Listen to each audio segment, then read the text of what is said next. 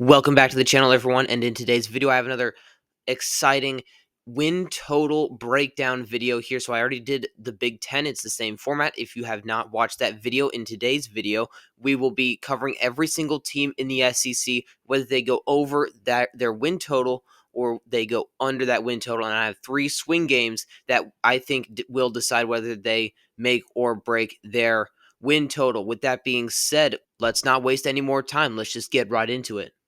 And here we go. We will now start with the win totals that I am confident in, ones that I would actually bet money on if I was a betting man. Now, these odds come via FanDuel, by the way. So let's just take it one team at a time here. Let's start with Kentucky. I think for sure they're going to go under 4.5 wins here. They have obviously a couple cupcakes, as all SEC teams do, but they have some very challenging games on the schedule. In the non-con, they do play their rival Louisville, and that is at Louisville. It is not a home game.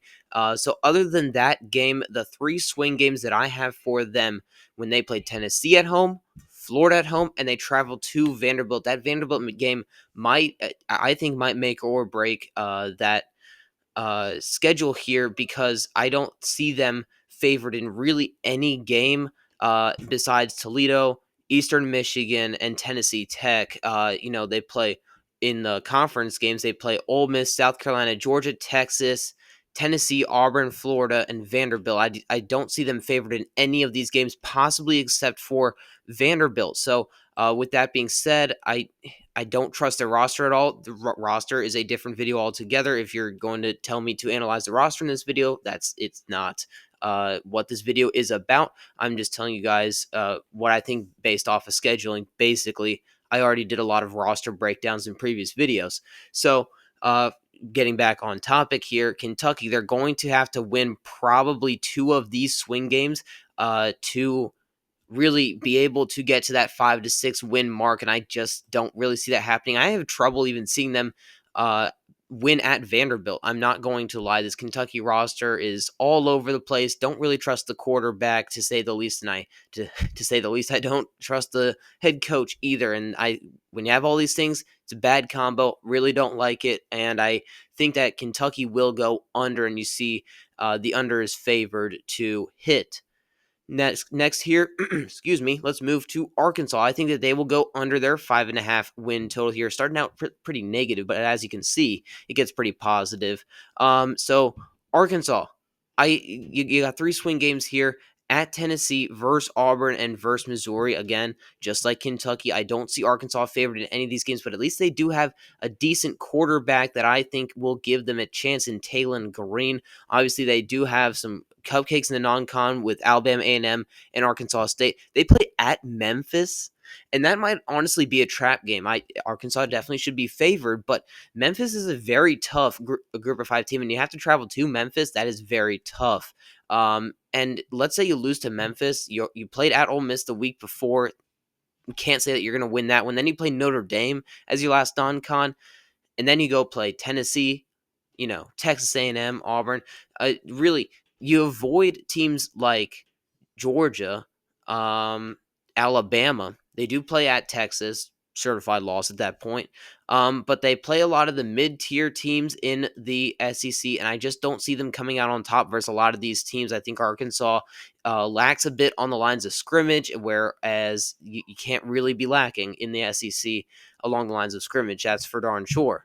So I think that they'll go under their 5.5 win total. I could totally see them, beating Auburn in a trap game, beating Missouri, when they least expect it, maybe even going into Neyland and winning there. I think that they will 100% chance, in my opinion. I think that they will definitely upset someone that they shouldn't, be that in Auburn, like I said, maybe a Texas A&M on the schedule, maybe even at LSU, they upset them there. I think that an upset will come for this Arkansas team, but I think that will be more of an outlier more than anything. So, yeah.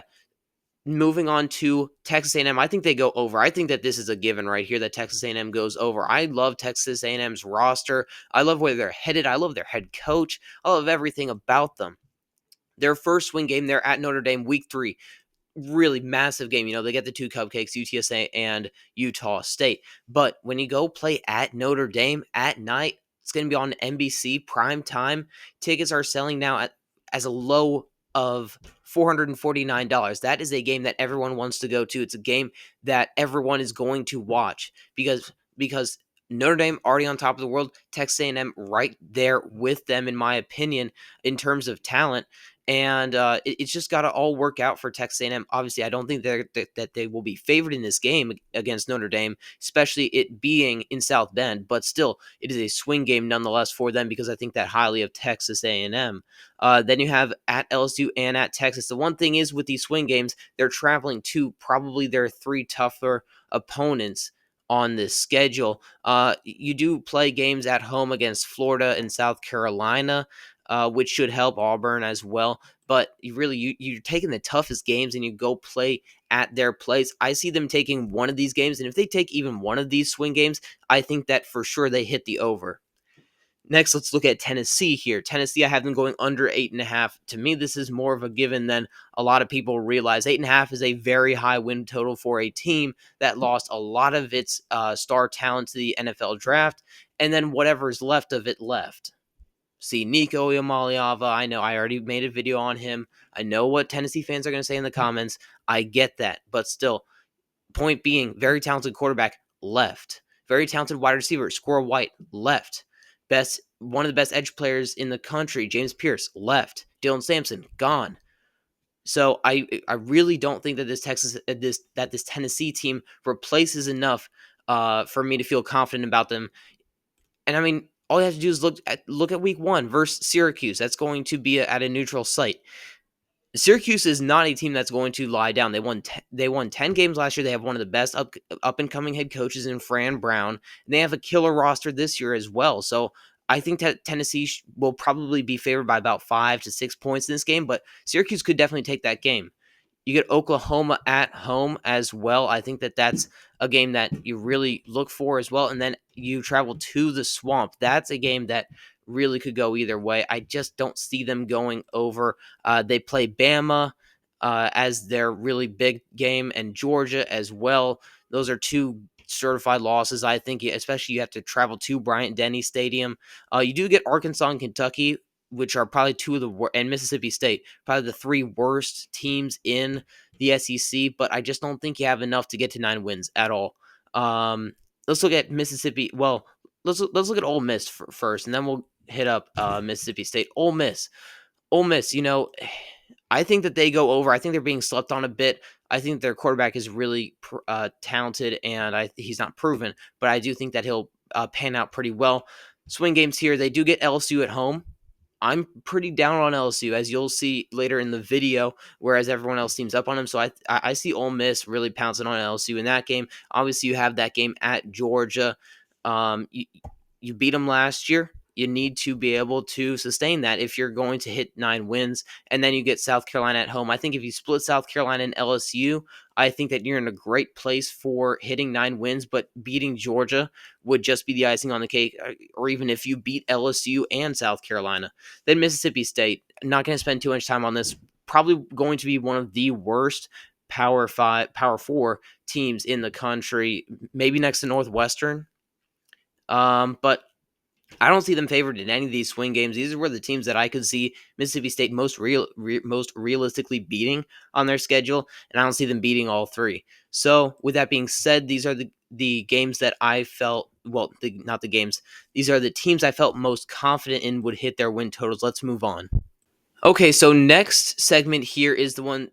Yeah, I have 4 teams here who I am confident that will hit, but I'm just not as confident as the last segment here. Obviously, you got some headliners in here, ones that would cause a lot of the common fans to question my sanity here. LSU under, that would be a big one. I have a reason, though. And then Florida under as well, with the amount of flame that Florida has been getting. A lot of people see them as like a 9-10 win team. I do not, chiefly because of the schedule. We'll get to it. Then Missouri over and Texas over. So let's start with Florida. Florida, I don't see them going over this. I really don't. So they play Long Island State University, Tech, whatever, and then South Florida. So those will be 2 wins. And then starts the tour, and they have a three-headed monster in the first in weeks 3 through 5 here. In week through 5 here they play at LSU, at Miami, and then versus Texas. I have Miami up there because I think that that's the game that Florida could most likely win. There's not really a home environment there at Miami. Even though I think Miami's slightly better than LSU power ranked, I still think that Miami's probably going to be a place where Florida could probably win. I'm not saying that they will probably win, but I'm saying most likely out of the three teams that I just said, Death Valley is a terrible place to play. I mean, you go to LSU, I mean, there's nothing like it. Then you do get Texas at home, but Texas is just so much better than everyone else in the SEC, in my opinion, that I just don't see Florida winning that game either. I see them being big underdogs, probably 9-10 point underdogs in that game. So then you just keep going. Next game would be at Texas A&M. Again, I just raved about Texas A&M, but Florida, they could definitely catch Texas A&M lacking. I think Florida matches up actually pretty well with Texas A&M. You do get to play Mississippi State, Kentucky, and Florida State, teams that Florida will be favored against, especially Florida State at home. Mississippi State at home, you do go play Kentucky, but I mean, honestly, it would take another Billy Napier collapse for them to lose to Kentucky, as we just said. Then, you got Ole Miss as the last swing game for me. If they win one of these swing games, well, I still don't think they're going over with this schedule. But honestly, if you look at I say quote unquote guaranteed wins, I think it's your first two non-cons in Long Island University and South Florida. Then you go to Mississippi State, Kentucky, even that's really not even, but still, and then Florida State. But who knows what Florida State's going to be? So I mean, I got 5 right there, but outside of that, I don't think they're going to be favored in really any of these games. Possibly Tennessee. So that's 6. They would still need to win 2 games that they are not supposed to. I know they did it last year, but I just really don't see it this year where they could hit the over. I think that they're right around 7, which is why I'm confident in it, but it gives me pause. So let's go to LSU next. LSU, I have them going under their win total, mostly because I just don't trust this roster. I hate this coaching staff. I just do not like it. LSU deserves better than Brian Kelly. Brian Kelly finds ways to lose games, and they open up at Clemson. And what history has shown us is that LSU is terrible out of the gate, and they're playing one of the top favorites to win the national title, or at least to win the ACC. So Clemson going to be a tall task for them in week 1, and then they get Ole Miss later in the year, halfway through the season. Ole Miss, like I said, going to be a very good team, and you go play them at their home turf. It's not going to look good for LSU, I don't think. And then you got Bama. Later in the year, you go travel to Bryant-Denny. That's been a bit of a rivalry, LSU and Bama. And I mean, games that I'm not even including. They go play at Oklahoma to end the year. They play Texas A&M at home. They play South Carolina at home. They play Florida at home. So they do get a lot of home games here. But for them to go over their win total, I would need to see them beat one of these 3 teams in Clemson, Ole Miss, and Bama, and I just don't. Torch me in the comments. I will respond most likely. Missouri, I have them going over their win total at 7.5. Missouri, a bit of a confusing team. They did well in the portal, mostly. I did not like the Buprebula addition. I don't think that he is QB1 material for Missouri. I think that they probably could have shot their shot a little bit higher. But either way, they don't have a bad schedule at all. The only guarantee, I quote unquote guarantee loss is a Bama game at home. And that's a game that might even be doable if Bama has more of a down year again. So swing games, they have South Carolina at home, which is pivotal because you don't want to go play at South Carolina this year. You really don't. Then you play at Auburn and at Oklahoma. You take one of those games between at Auburn and at Oklahoma. I think they coast to 8 or 9 wins. I really think that they do. Games that I think are guaranteed wins: Central Arkansas, Louisiana, the Raging Cajuns, not LSU, UMass. You got Mississippi State in there, Arkansas. So I think there's 5 right there. Then you got Vanderbilt and Kansas. So that gets you to 7 if you win both those games. And then really you just need to win one of Auburn, Texas A&M, Oklahoma, South Carolina, and I think that they will. Then you go to Texas. I think Texas is going to have a great time. It all starts with that game one at Ohio State. I'm going to make a video on it. It's going to be great, but it all starts with that game. And if they lose that game, it really isn't the best case scenario for them. They do get 3 cupcakes after the Ohio State game to really rev up to conference play, but still, it sets the tone for the whole season. And if they go into Ohio State, into the shoe, and beat them, oh my goodness, they're going to run the SEC. They're going to just obliterate everyone. Well, maybe not Georgia, but I mean, looking at their swing game, so you obviously have that one, Oklahoma, the Red River Shootout. It's Oklahoma's had Texas's number recently. Can Texas overcome that Oklahoma slide right there? And then you have at Georgia, obviously. Everyone else on their schedule, I think that they'll beat by double digits. I think they'll be Arkansas, Vanderbilt, Mississippi State, Kentucky, Florida, Texas A&M. I think they'll beat them all by double digits. Texas A&M gives me the most pause, but still, Texas is definitely reaching 10 wins in my opinion.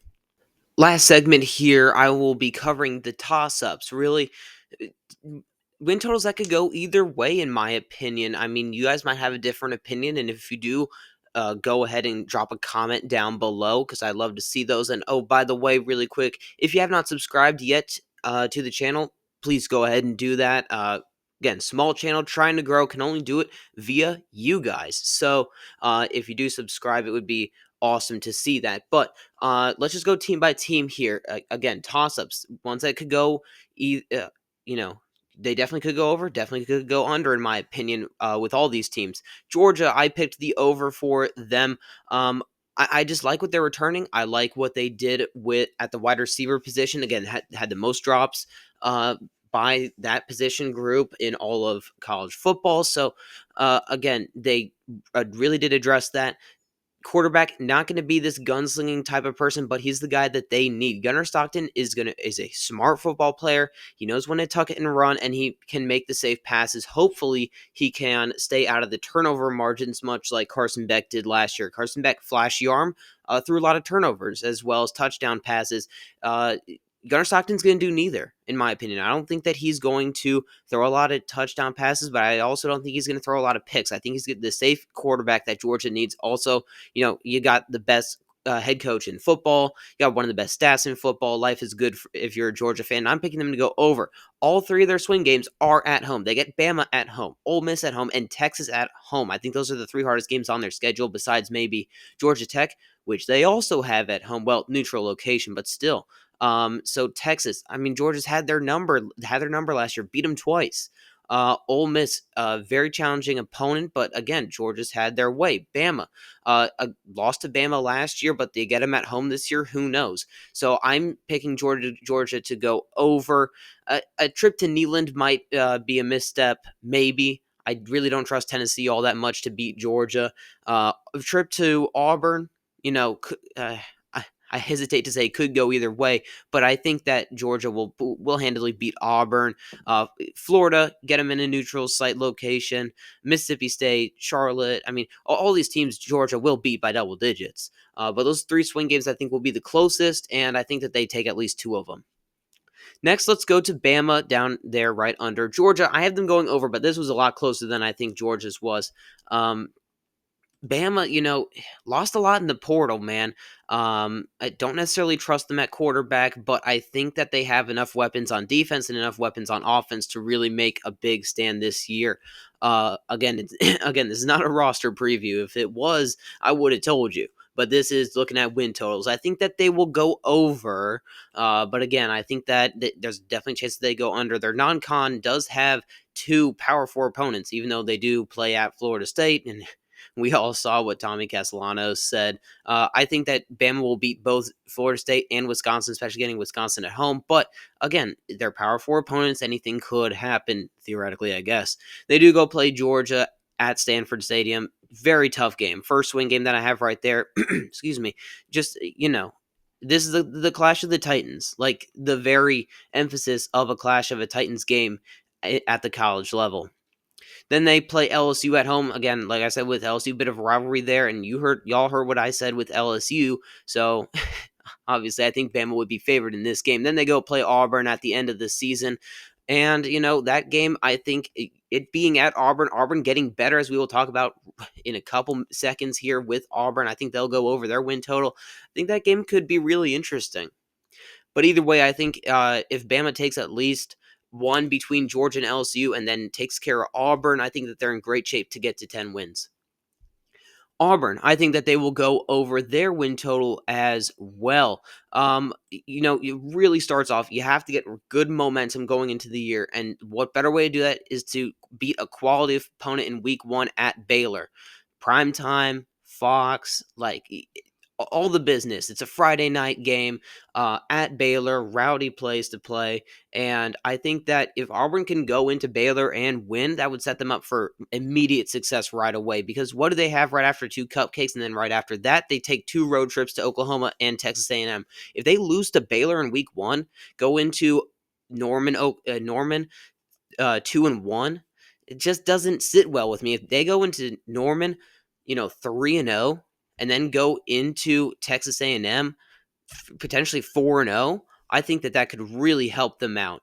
So another swing game that I have, I could have put both those games, the Oklahoma game and Texas A&M game, as swing games. But the next one I have is when they play Missouri at home, because I think that's going to be most advantageous for them to win. I think Missouri's a very quality opponent. Like I said, I think they'll go over their win total. But I think that Auburn stands a fighting chance against Missouri in that matchup. Then they play Bama at the end. We just talked about it, so I don't need to talk about it anymore. But point being, Auburn, they avoid Texas. They do play Georgia, and they do play Bama like they play them every year. But other than that, I mean, they play at Vanderbilt, Kentucky at home, Arkansas on the road, Mercer. So those are 4 games in a row at the back end of the schedule. They could have a potentially 4-game winning streak going into the Bama game and have all the momentum in the world. They really could. The front end of the schedule is loaded. They play Baylor, at Oklahoma, at Texas A&M, Georgia, and then Missouri. And then past that, it's really only Bama they have to worry about. So right off the bat, I see a bowl game for them. I see 6 wins right there, and that's if they don't beat anyone decent on their schedule, really. So I think that Auburn has an excellent chance to hit 8 wins. Next would be, let's look at Oklahoma. Oklahoma, I think they'll go over their 6.5 win total. They have a very difficult schedule. I'm not going to lie. They play Texas, LSU, South Carolina, Bama, and Michigan. So let's just start with Michigan because it's right there. I mean, that's a key game. Michigan's going to have Sharon Moore for that game. Michigan's a very tough opponent, and depending on how Bryce Underwood looks, Oklahoma could be in a world of hurt. So could Michigan. I mean, Michigan, I think, is one of the most volatile teams in the country because no one knows what they're going to get. If we don't get Bryce Underwood, college football fans don't get Bryce Underwood out of Michigan, they could be a train wreck. But if Bryce Underwood plays halfway to his potential, Michigan is a 8, 9, even 10 win team. Excuse me. But Oklahoma here, I think, will be favored in this one. Norman's a very tough place to play and the likes. Then they play Auburn in week 4. They get that game at home. I really like their odds in that as well. And then obviously Texas later on in the middle of that schedule, they have the back end is loaded because starting at Texas, they play Texas, South Carolina, Ole Miss, at Tennessee, at Bama, Mizzou, and LSU. I don't see Oklahoma favored in really any of those games. Maybe Tennessee, maybe. But you have to win these marquee games at the beginning of the schedule. If you beat Michigan and Auburn, you go into Texas 5-0. Let's say you even beat Texas. You go into that gauntlet already with a bowl game intact. I'm sure you're going to win one of those. Let's say they lose to Texas. That means that they have to beat 2 out of those 6 teams of South Carolina, Ole Miss, Tennessee, Bama, Mizzou, and LSU. And I still think that's attainable for them. Next, let's look at South Carolina, second to last team. Bear with me here, guys. Thank you if you have listened this long to continue to listen all the way through. Thank you so much for listening all the way through. It really does mean something to me as a small channel creator here on YouTube. South Carolina, they do play Virginia Tech in week 1. That could be an upset type of scenario, but I don't believe it. I think the South Carolina team is going to be too good. I think they go over their 7.5 win total by a large margin. I don't know why the odds are so low. I think that's free money right there. Being a little bit boastful there, but they do have a very challenging schedule, which is why it is so low. They do play at Missouri, at LSU, and Clemson. That is my 3 swing games for them, but they also play Bama, Oklahoma, LSU, Kentucky, Mizzou. They play everyone. So starting with that Mizzou game, already talked about Mizzou. I think that South Carolina is a little bit of a wild card team. They have infinite potential, in my opinion, but they also have a very low floor. Like they could very much crash and burn this ship. I mean, all it takes is Lenore Sellers getting injured, and that offense doesn't look too good anymore. But with Lenore Sellers, and if he plays to his capabilities, sky's the limit, in my opinion. So I mean, if they go out there and beat Mizzou, I think that they will be 5-0 going into Death Valley at LSU because they play Virginia Tech, then South Carolina State, then Vanderbilt, Mizzou, and then Kentucky.